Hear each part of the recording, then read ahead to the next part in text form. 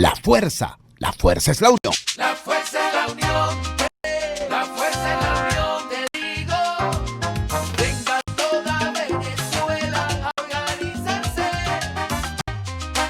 La fuerza es la unión. La fuerza es la unión. A poner tu granito de arena. Dale por Venezuela. Actívate. En la unión está la fuerza. Por eso te digo que la fuerza es la unión. Muy buenos días, Venezuela. Venimos con este espacio. La fuerza es una figura abierta de la sociedad venezolana para compartir con todos ustedes, más allá de cualquier tipo puntual, partidista o ideológico, la angustia, la preocupación, la justa indignación por lo que ocurre en nuestro país y también la certeza, la confianza, la esperanza de que trabajando juntos, remando unidos en la misma dirección, seremos capaces de construir la Venezuela de trabajo y respeto, la Venezuela con alimentos y con medicinas, la Venezuela con democracia y con libertad, que todos necesitamos y que ciertamente todos merecemos. La fuerza de la unión es un NIS, el placer de la carne en la planta baja del mercado municipal de Chacao.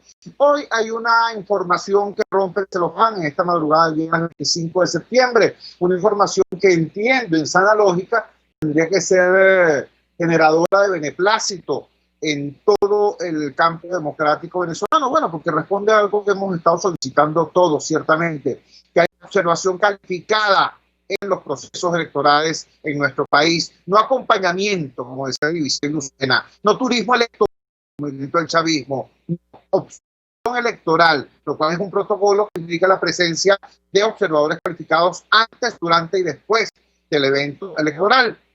Pues bien, se anuncia de Europa, desde Bruselas, que viene a Caracas una misión de la Unión Europea.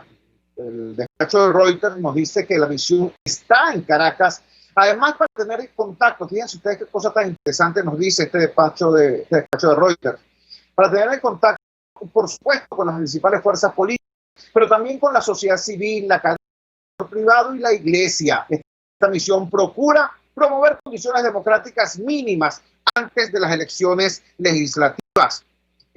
Repito, esta debería ser una información que generará beneplácito en todo el campo democrático, pero al parecer no es así. Desde los extremos se han levantado voces disonantes. Tenemos en línea a Mercedes Malavé. Mercedes Malavé es una destacada luchadora democrática venezolana de raíces demócratas cristianas, social cristianas. Es coordinadora actualmente de Unión y Progreso, una de las plataformas de la oposición venezolana para impulsar, promover la participación electoral de la ciudadanía. Mercedes, gracias por atender esta llamada madrugadora. Ya vimos algunos mensajes tuyos en la red social Twitter muy interesantes respecto a este tema. ¿Qué nos puedes decir sobre esta realidad? Porque ya es un hecho la presencia de la misión de la Unión Europea en nuestro país. Te escuchamos. Buenos días.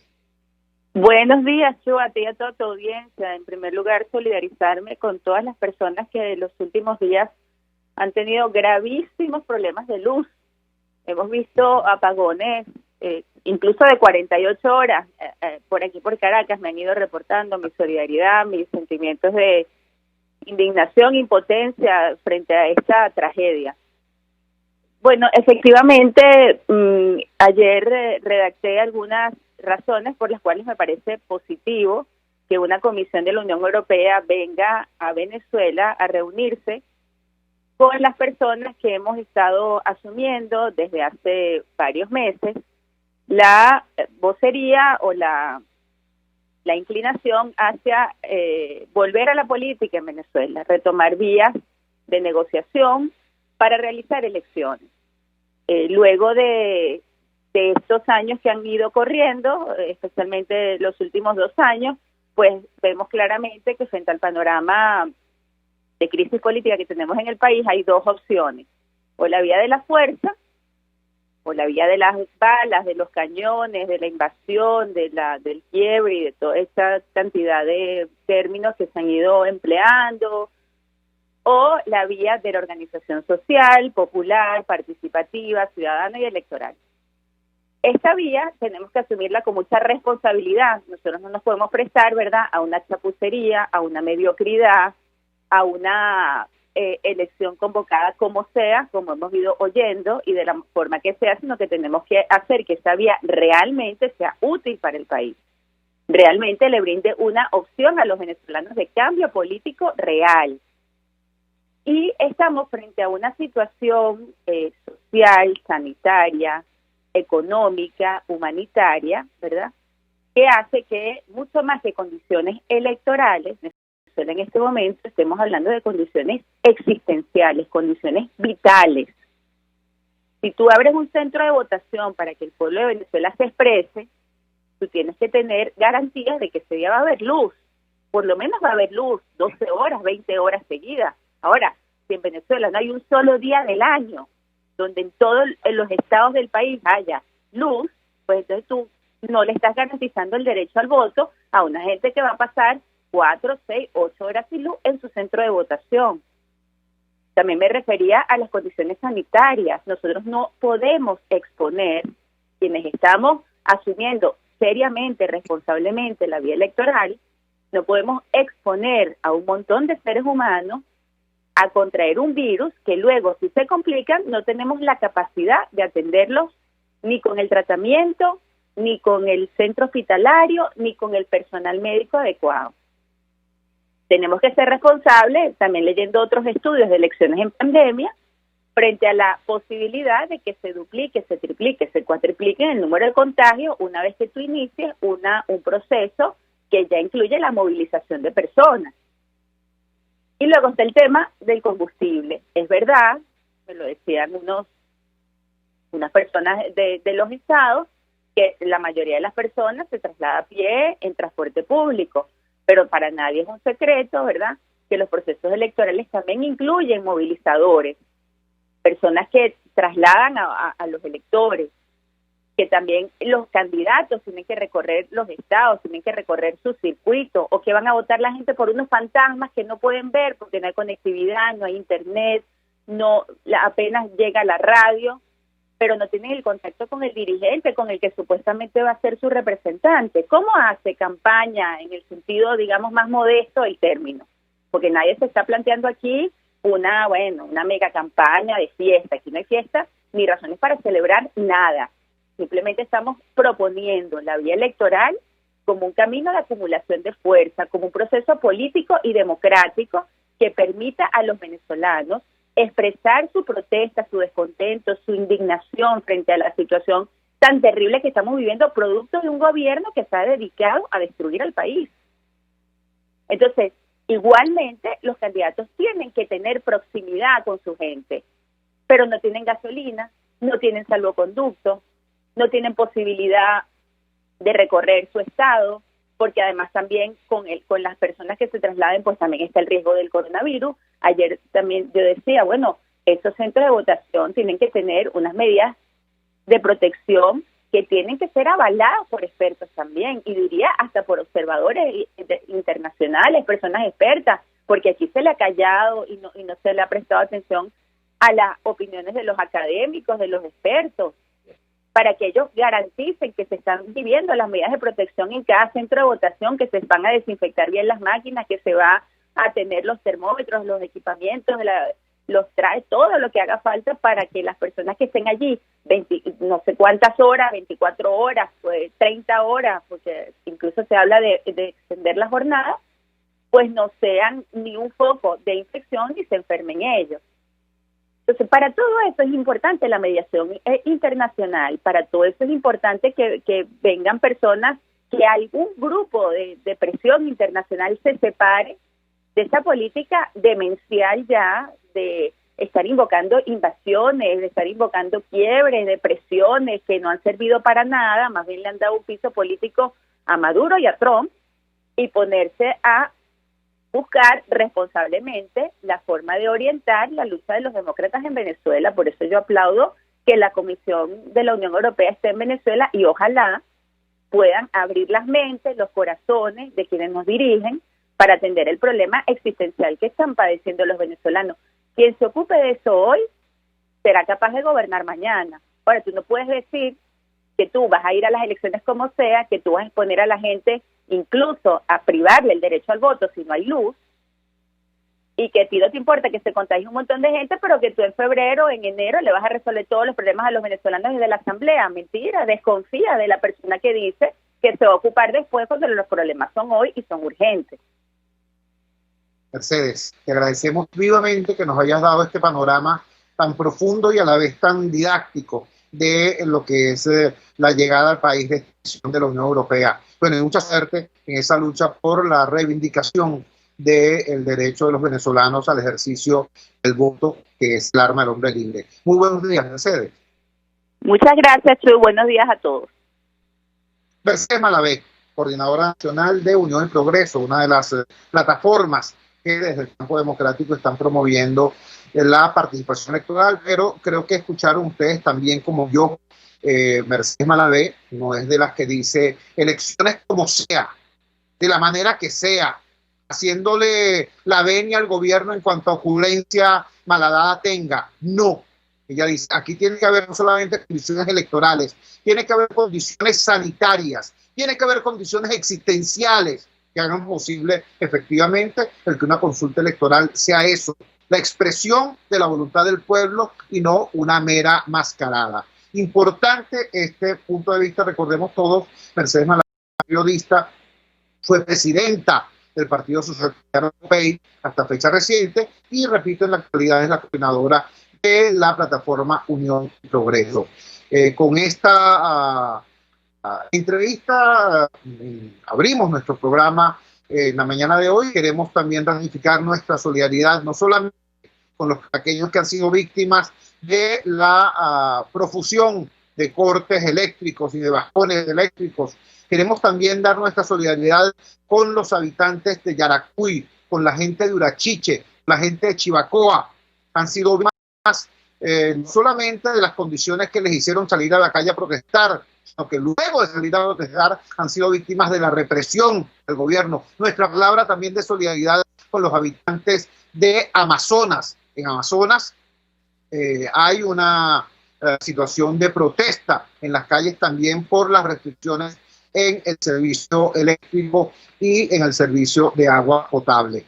A todos ellos nuestra palabra, repito, de solidaridad y nuestro empeño en mantener la visibilidad de la protesta de los venezolanos en la base de la pirámide, en la base de la sociedad venezolana. Vamos a la siguiente pausa comercial y ya regresamos con muchísimo más de La Fuerza. La fuerza es la unión. La radio que se ve.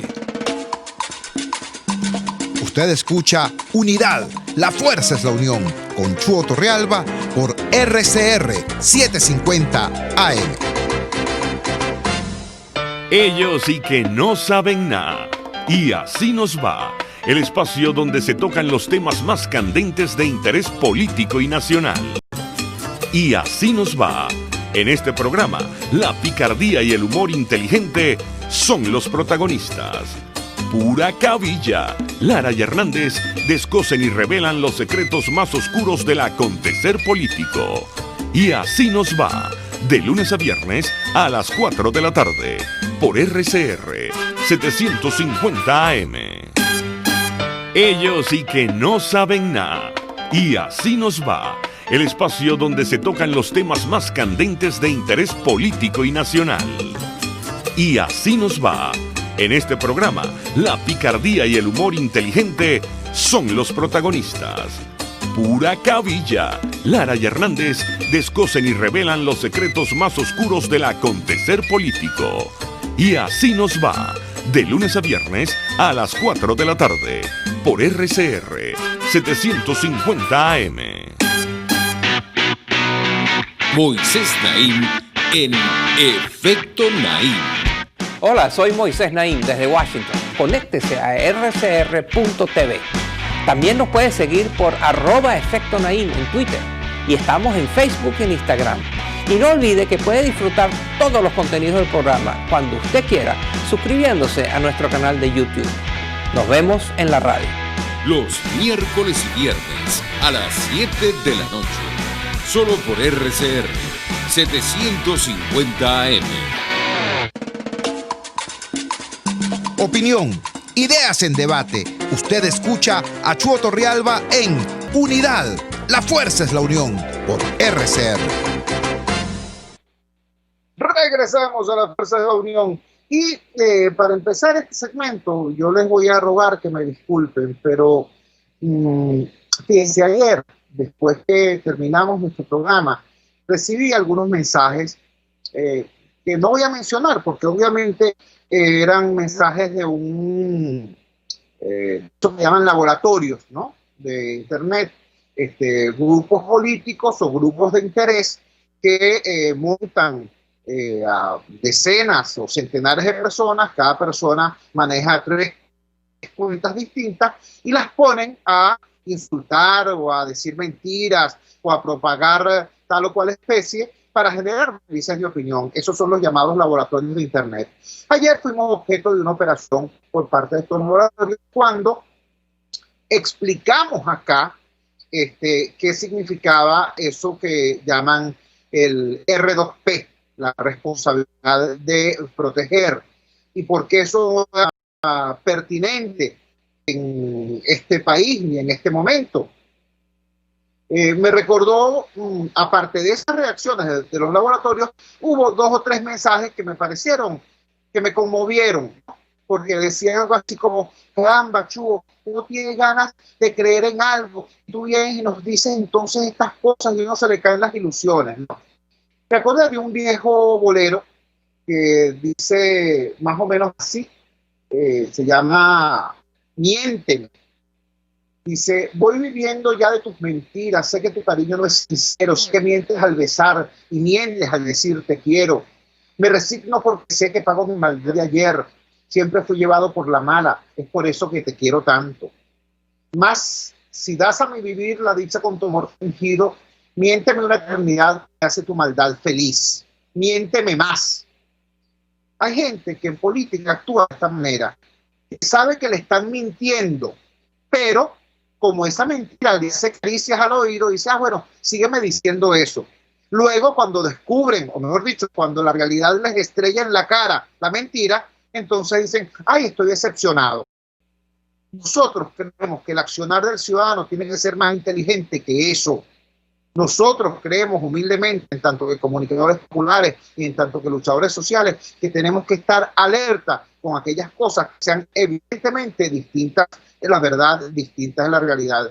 Por eso, buscando información profesional y criterio experto, le pedimos al doctor Ali Daniels, quien es director y vocero de la Asociación Civil Acceso a la Justicia, que nos explique qué es eso de responsabilidad de proteger, qué es eso de la R2P que el presidente interino Juan Guaidó solicitara anteayer en una alocución vía internet a la que asistieron algunas delegaciones de la Asamblea de Naciones Unidas. Ali, gracias por atender nuestra llamada madrugadora. Por favor, dinos, ¿qué es eso de la R2P en tanto que mecanismo? Muy buenos días, te escuchamos.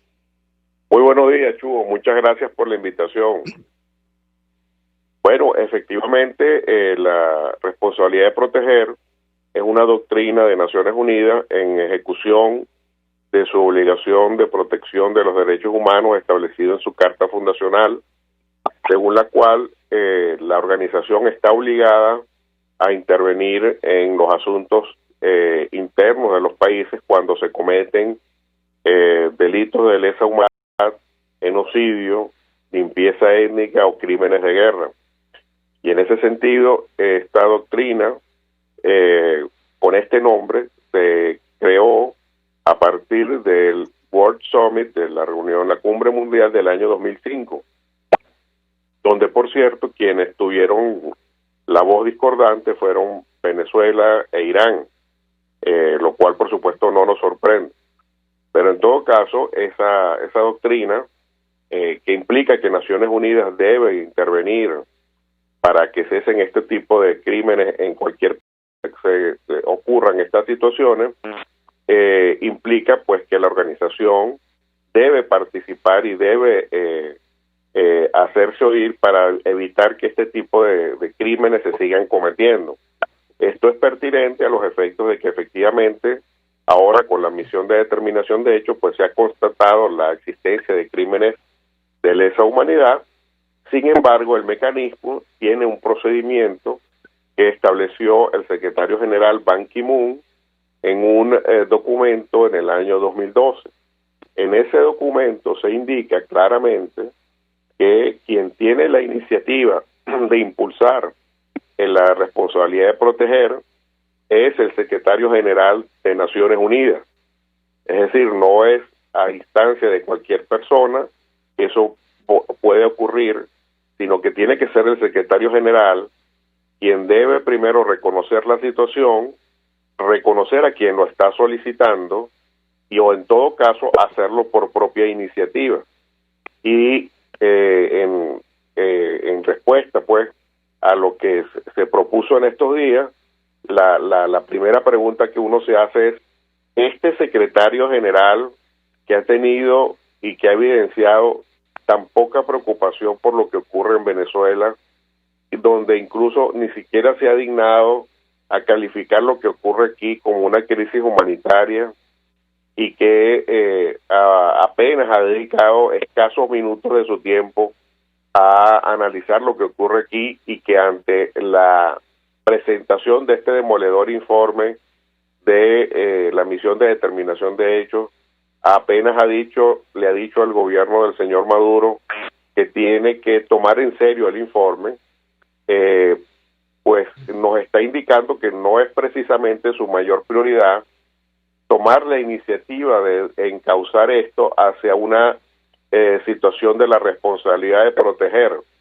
Y en ese sentido, pues tenemos que ser responsables y decir que si el secretario general no toma esa iniciativa, pues muy difícilmente va a iniciarse el procedimiento que primero dice que hay que agotar los medios diplomáticos, y solo después es que el Consejo de Seguridad, a través del secretario general, puede llegar puede presentar ante el Consejo de Seguridad cualquier iniciativa ya posterior, donde además sabemos que se encuentra el hecho de que hay dos países que son amigos del gobierno del señor Maduro, que tienen capacidad de veto, como son Rusia y China. En ese sentido, pues hay que ser realistas y responsables a la hora de decir que este mecanismo pues tiene esta situación que es real, y que además tiene un procedimiento que ni siquiera se ha iniciado.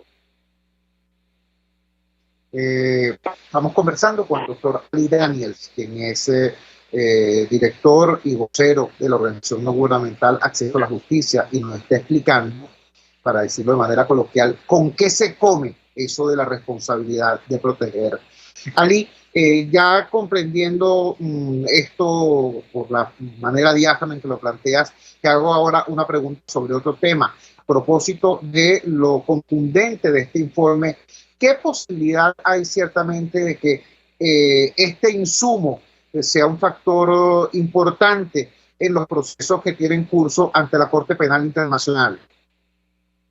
Sí, las posibilidades son ciertas, las posibilidades son reales, porque ya ha habido un precedente en el caso de Myanmar, un país donde, como sabemos, se cometió un genocidio.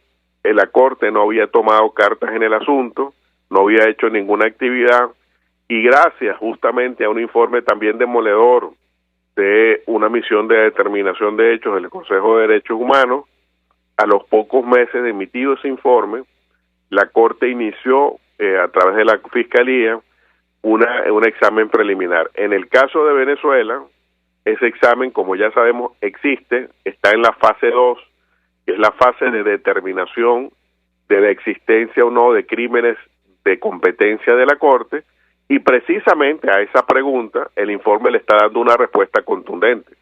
En Venezuela sí hay crímenes de competencia de la Corte, son crímenes de lesa humanidad, y en consecuencia nosotros esperamos que esta fiscal, que aunque está terminando su periodo, porque en diciembre de este año se va a elegir un nuevo fiscal, esto es el cambio de mando, vamos a decirlo así, va a ocurrir solo hasta el mes de junio del año que viene, de modo que la fiscal tiene la oportunidad, antes de irse, en razón de este informe de determinación de hechos, avanzar en el examen preliminar y decir finalmente que la Corte Penal, a diferencia de lo que ha ocurrido hasta ahora, no solo atiende casos africanos, porque eso ha sido así hasta ahora, sino que también implica a otros continentes, y eso pues la dejaría a ella pues con un balance muy positivo en su acción, haciendo ver que la justicia universal efectivamente es justicia universal.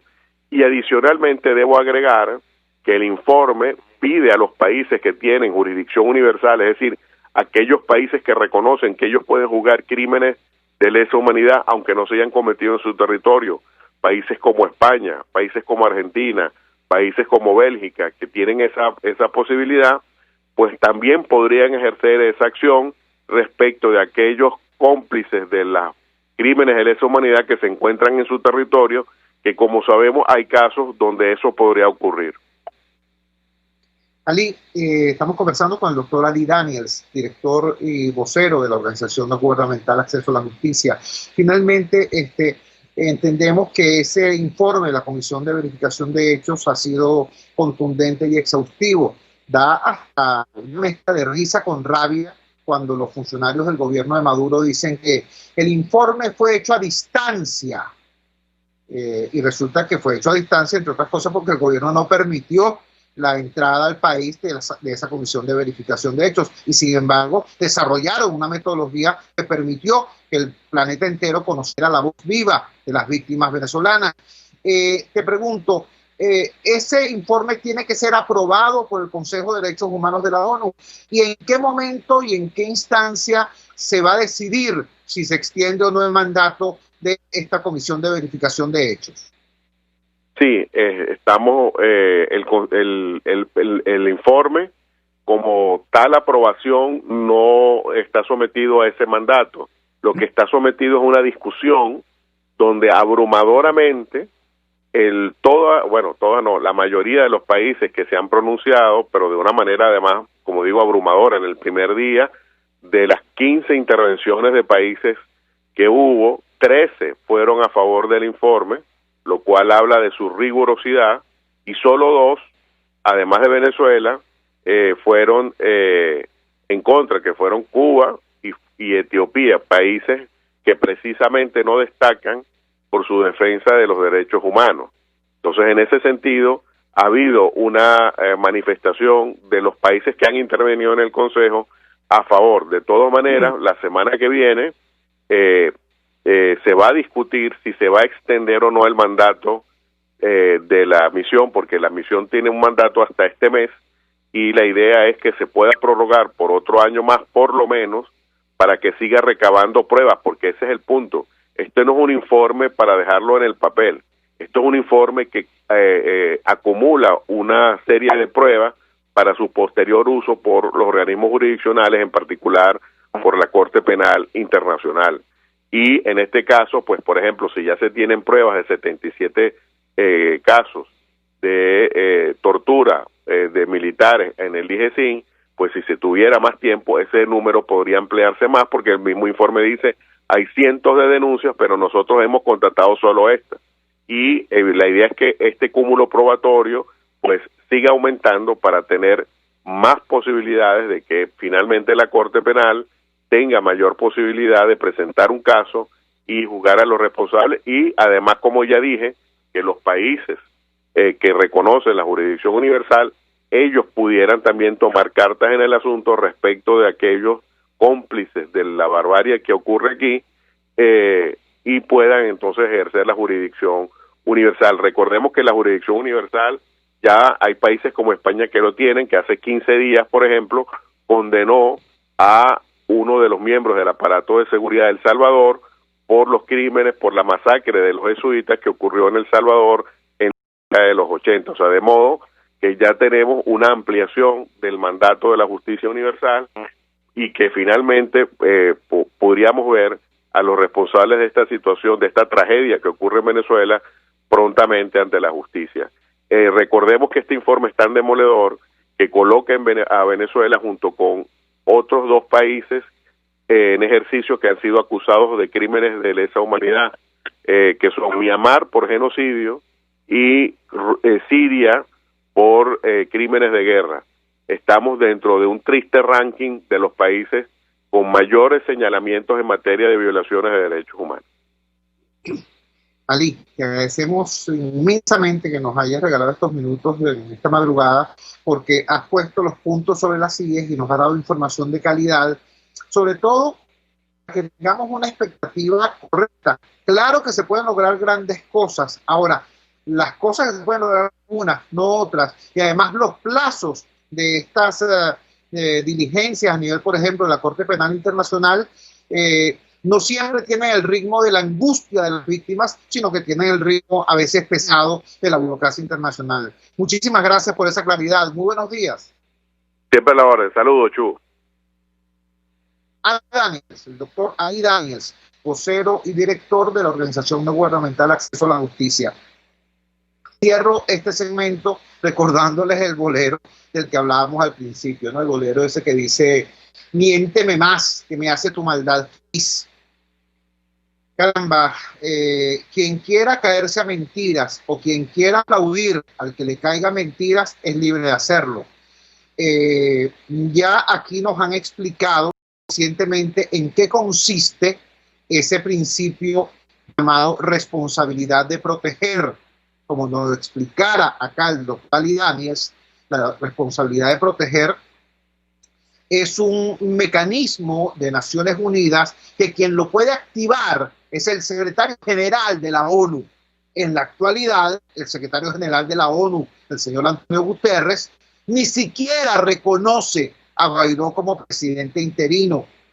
Recordemos, ahorita en esta Asamblea General de la ONU, quien habló como jefe de Estado venezolano en la Asamblea General fue Nicolás Maduro. Lo que hizo Guaidó fue un live a través de las redes sociales y tener acceso a una de las salas fuera de protocolo de las Naciones Unidas. Eso hay que tenerlo claro. Después nos explica el doctor Ali Daniels y además, si fuera el caso, si el secretario general de la ONU activara ese principio de responsabilidad de proteger, el R2P lo que significa es el desarrollo de un conjunto de medidas de carácter diplomático, de carácter político, de carácter económico, primero a nivel regional para atender la situación y solo después de acotar lo que se puede hacer a nivel regional y a nivel diplomático, solo después podría plantearse la ONU el desarrollo de una acción más enérgica. Eso sí, pasando por la aprobación del Consejo de Seguridad de la ONU, donde están sentados y con derecho a veto nada más y nada menos que Rusia y China. Es decir, el resumen de eso es que el R2P, la responsabilidad de proteger a los efectos de la crisis venezolana, es mentira. Como fue mentira, como nos vendieron hace nada, el TIAR. Entonces, no se trata de desilusionar a nadie, se trata de ubicar qué es lo posible y en función de lo posible cómo actuamos de manera enérgica, disciplinada y eficiente. Ese es el punto. Y no estar diciendo, ay, miénteme más, que la mentira suena bonito. Vamos a la siguiente pausa comercial y regresamos con muchísimo más de la fuerza. La fuerza es la unión. Les estamos presentando Unidad, la fuerza es la unión, solo por RCR 750 AM. Puedes seguirnos en nuestras redes sociales. En Twitter, @RCR750, la radio que se ve. En la crisis se encuentran las oportunidades. Aquí en Sin Estrés se las mostramos con invitados especiales que nos regalan sus experiencias por una Venezuela mejor. Cada tarde, de lunes a viernes a las 3, desde el emprendimiento, la educación, la salud y el entretenimiento. Por nuestra calidad de vida se nos hace necesario tomar un respiro del agobio diario, dedicar unos minutos a la salud mental y emocional para vivir sin estrés. Sin Estrés, lunes a viernes a las 3 de la tarde por RCR 750, la radio que se ve. Pluralidad contigo. Respeto contigo. Responsabilidad contigo. Libertad contigo. Estamos contigo y punto. De lunes a viernes a la 1 de la tarde. Contigo. Solo por RCR 750 AM. Porque lo bueno une. Los temas de actualidad actualidad más relevantes son expuestos a la luz de La Linterna. Diego Bautista Urbaneja le invita a formar parte de este ameno espacio de charla y análisis con una buena taza de café y al son de buena música. La Linterna, de lunes a viernes, a partir de las 2 de la tarde, por RCR 750 AM.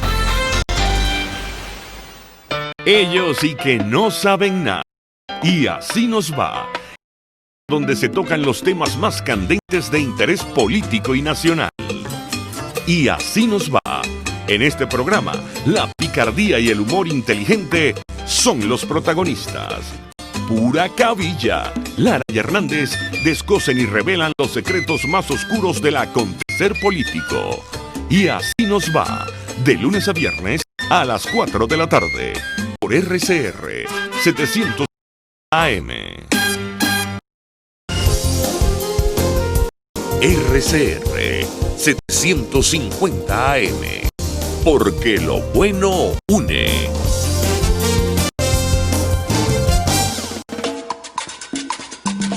Les estamos presentando Unidad. La fuerza es la unión. Solo por RCR 750 AM.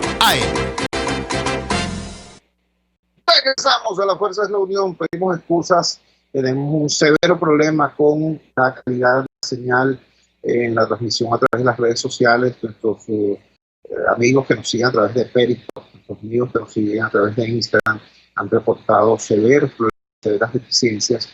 Bueno, aquí estamos cada madrugada pues haciendo un esfuerzo para que podamos abrirle boquete de censura. Vamos a intentar que los contenidos del programa de hoy puedan circular a través de WhatsApp y otros mecanismos. Gracias a ustedes por la paciencia y sobre todo por la decisión de seguir desafiando la censura, que a veces es política y a veces es tecnológica. Muchísimas gracias por la perseverancia y por la compañía.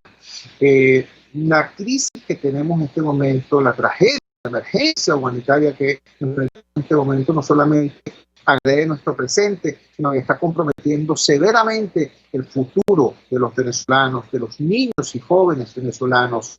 La agresión que esta situación significa para la educación venezolana es muy, muy cruel. Y esto afecta sobre todo la educación pública, sobre todo la educación a la que asiste, a la que tiene acceso más de 7 millones, 18 millones de niños venezolanos.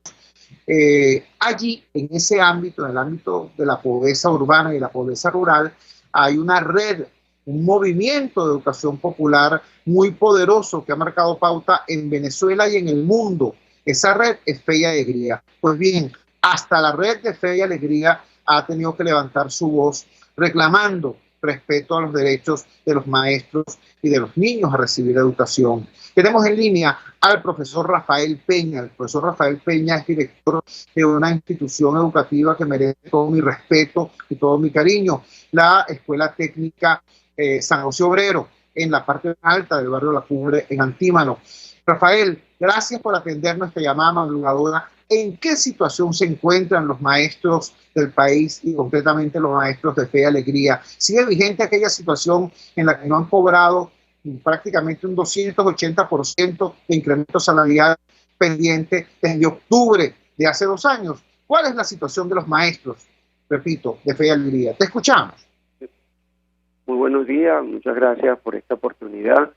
Efectivamente, sí, todavía nosotros hemos hecho distintas acciones para seguir visibilizando, llamando la atención, porque desde hace 2 años, de octubre del 2018, pues efectivamente se comenzó a no pagar y reconocer muchos de los beneficios que teníamos allí, muy puntualmente, y como lo estás diciendo, hay una deuda de más del 280% de ajustes salariales no dados, decretados en la convención colectiva, que era una de las exigencias que se estaba haciendo.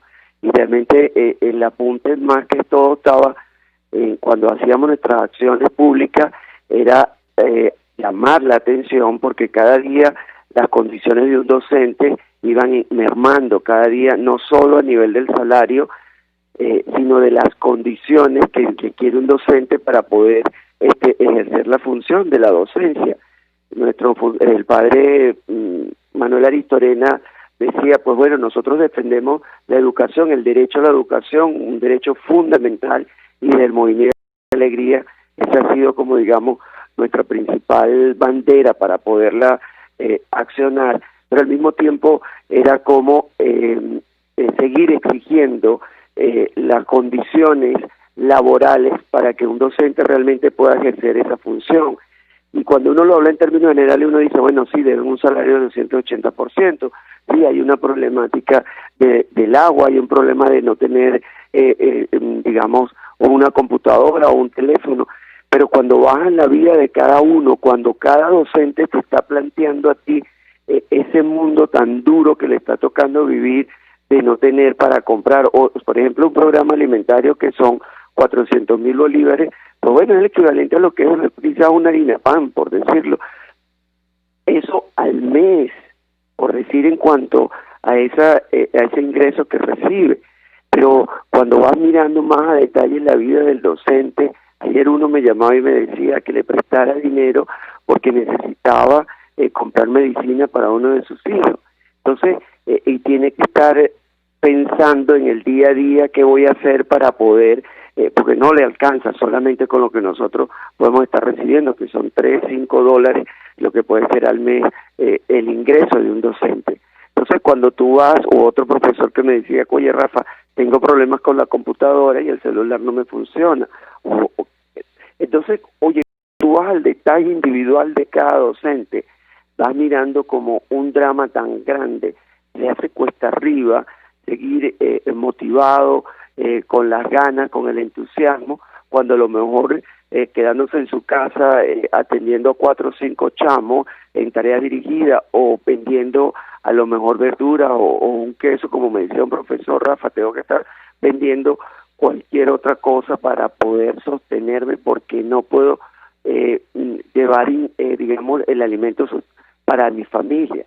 Entonces, realmente a veces uno se siente con la impotencia y la indignación que tantas acciones que hemos hecho para llamar, para visibilizar, para que las políticas educativas sean adecuadas, pertinentes, oportunas, y ni siquiera una palabra para poder decir en qué situación o de qué manera podemos mejorar estas condiciones del profesor para poder atender, porque la educación efectivamente, no es por decreto que podemos decir todos los profesores van a clase, porque el día a día, el pasaje, la realidad de poder trasladarse, tener que caminar tantas distancias para tú poder tomar una camioneta y llegar, a mí desde el Paraíso tengo que caminar 8 cuadras hasta la India para poder después ahí agarrar una camioneta y después agarrar un jeep. Entonces, ¿cómo efectivo tengo? ¿Cómo realmente? Yo, por decirte que vengo del Paraíso, pero muchos colegas míos vienen del Valle o vienen de Caricuao. Entonces, o sea, es un drama que uno ya, tú dices, ¿de qué manera lo digo? ¿De qué manera lo puedo seguir visibilizando para que realmente seamos sensibles, seamos coherentes con un discurso de justicia social, de que el profesor se siente en una indigencia total, porque aún habiéndose formado, preparado y con las ganas que puede tener seguir comprometiéndose con la educación, oye, siente la indignación y la impotencia de que de qué me sirve si efectivamente en el día a día no logro verlo materializado en algo que yo pueda tener como tranquilidad en mi hogar o en mi casa, ¿no? Es así.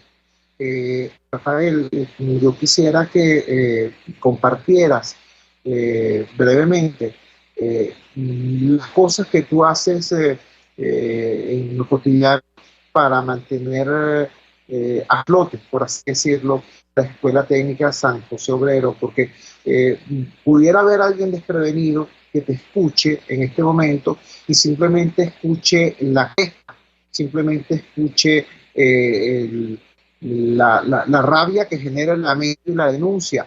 Pero yo, que conozco de cerca la experiencia de la Escuela Técnica San José Obrero de Fe y Alegría en antemano, conozco de los milagros cotidianos que tú has promovido junto con el equipo que lideras. Comparte un poco de eso para que la gente entienda que tú no estás simplemente pidiendo que algo caiga para salir adelante, sino bueno, todo lo que están haciendo ya y desde hace muchísimo tiempo para lograr dar educación de calidad a los niños de nuestros barrios. Bueno, no solo San José Obrero, yo digo Fe y Alegría como movimiento, en el día a día vamos como leyendo esa realidad y buscando cómo accionar, cómo buscar respuestas que den, que podamos paliar una situación y sostener al personal o sostener, como digamos, la educación. Efectivamente, a través de alianzas de proyectos, en nuestro caso, efectivamente, estamos teniendo programas de ayuda en alimentación no todos los estudiantes, pero un grupo importante de estudiantes. Nosotros en el día a día vamos desde julio, por ejemplo, a nivel pedagógico, bueno, no descansamos. Fe y Alegría estuvo desarrollando programas para poder realizar las guías, ver cómo íbamos a mejorar la conectividad, cómo de una u otra manera algunos docentes podían tener algún celular, proyectos que vamos, digamos, como gestionando y buscando, porque hay gente que está dispuesta también a ayudar en la medida de lo posible o de lo poco o mucho. Es decir, a través de esas alianzas vamos buscando de que efectivamente nosotros podamos brindarle al personal un poquitico de reposo o esperanza. En mi caso, un amigo de afuera a veces nos manda medicamentos y con eso hemos ayudado a muchos a estudiantes y al personal del colegio. No es algo que tenemos con tanta frecuencia de manera sistemática, pero son cosas sencillas, pero que la gente va sintiendo de que, bueno, estamos accionando para mejorar un poco esas condiciones, ¿no? Y como Movimiento Fe y Alegría lo ha dicho, se ha comprometido a nivel nacional en todas nuestras escuelas de esa alianza de buscar, por ejemplo, hemos estado desarrollando proyectos de lavamanos para poder estar en mejores condiciones cuando compensemos con los muchachos, o como un proyecto que se está desarrollando para agarrar el agua de lluvia y potabilizarla para mejorar la condición del agua de bioseguridad también cuando nosotros arranquemos, o para el mismo personal que está yendo allí. Entonces, realmente no nos detenemos, hacia el mismo tiempo que hacemos la denuncia, en función de eso, pues vamos accionando para ir mejorando esas condiciones. Rafael, agradecemos vivamente que nos hayas dado este testimonio de lucha, de resiliencia, de compromiso y de justa demanda, de justa exigencia de los educadores venezolanos y específicamente de los educadores del Movimiento de Fe y Alegría. Un gran abrazo y muy buenos días. Gracias a ti también. El profesor Rafael Peña, director de la Escuela Técnica San José Obrero de Fe y Alegría, en lo más alto del barrio La Cumbre en Antímano, nos contaba, repito, de sus milagros cotidianos, de cómo logran darle de comer a los niños independientemente de la muy dura situación que están enfrentando, de cómo logran, mire, si yo les contara, hasta cómo pintan las paredes, ¿no? Hasta los más mínimos detalles. Lo que acaban de escuchar, el proyecto de ellos de recolección de agua de lluvia para potabilizarla y de esa manera poder optimizar la condición de bioseguridad cuando los niños regresen a las aulas. El proyecto que están desarrollando en este momento para optimizar los lavamanos es una de las pocas medidas de seguridad a las que tenemos acceso todos, es precisamente esa, pues, el lavado de manos frecuente. Bueno, esos educadores que están haciendo milagros todos los días dicen, caramba, no nos han cancelado el incremento de 280% pendiente en los salarios de octubre del año 2018. Estamos hablando de los maestros de Fe y Alegría, esas personas que, como lo dice el lema de esa institución, llevan la justicia social hasta allí donde se acaba el asfalto. Para culminar nuestro programa de hoy, quiero compartir con ustedes la información sobre el COVID-19. En las últimas 24 horas en Venezuela se suman 7 nuevos fallecimientos y 921 contagios de transmisión comunitaria y 46 importados, para un total de 967 nuevos casos de COVID-19. El país superó los 70.000 contagios de coronavirus este 24 de septiembre. Conecto este dato con lo que nos decía en el primer segmento del programa Mercedes Malavé.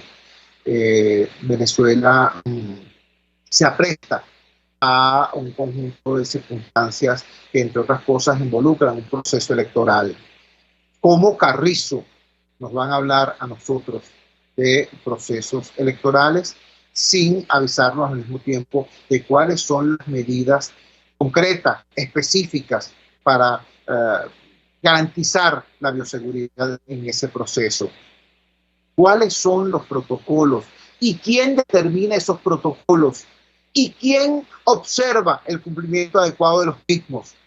Nada de eso se ha dicho. Bueno, Carrizo, es que ni siquiera se ha dicho cuáles son las máquinas con las que se va a votar, porque estos irresponsables permitieron que se quemaran todas las máquinas que estaban agrupadas todas en un solo galpón. ¿Qué les parece? Bueno, repito, a estas alturas ni siquiera se sabe efectivamente cuáles serían las máquinas que sustituirían las máquinas siniestradas. Hablemos entonces ya de los protocolos de bioseguridad.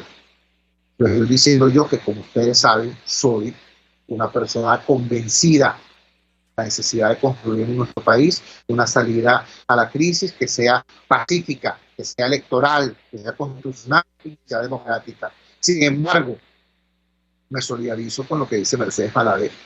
Quienes queremos una salida electoral no queremos cualquier salida electoral. No, queremos una elección que sea segura desde el punto de vista electoral y segura desde el punto de vista sanitario.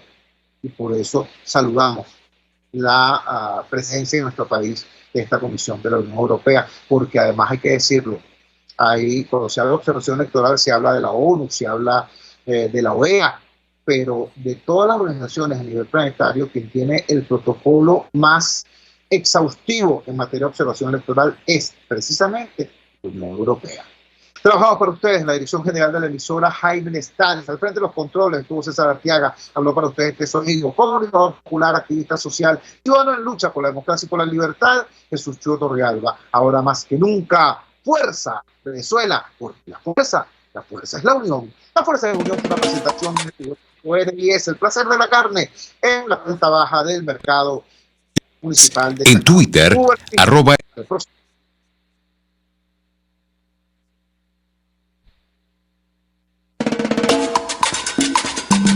RCR presentó Unidad, la fuerza es la unión, con Chúo Torrealba, solo por RCR 750 AM.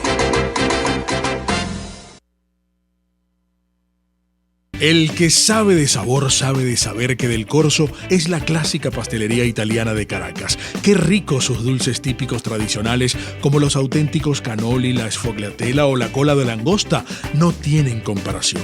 La pasta seca de almendras y chocolate o su gran variedad de tortas